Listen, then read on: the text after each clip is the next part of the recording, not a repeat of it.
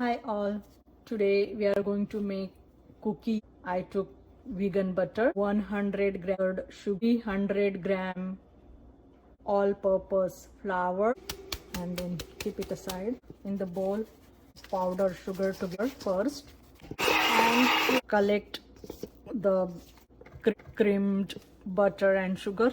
So this is one bit.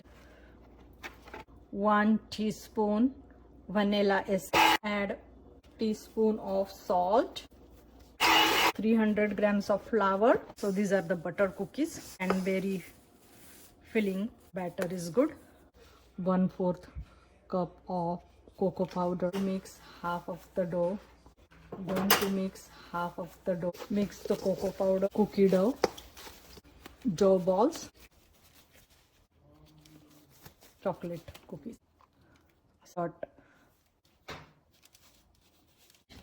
for 15 minutes.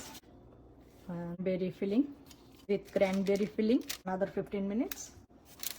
Now 15 minutes, 50 degrees Fahrenheit on cooling rack. Cranberry filling, butter